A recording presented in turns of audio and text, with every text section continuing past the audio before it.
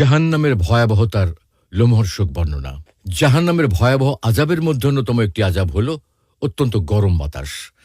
জাহান্নামের আগুনের তীব্র তাপদাহ ও উষ্ণতা এত প্রখর ও যন্ত্রণাদায়ক হবে যা কল্পনাতীত।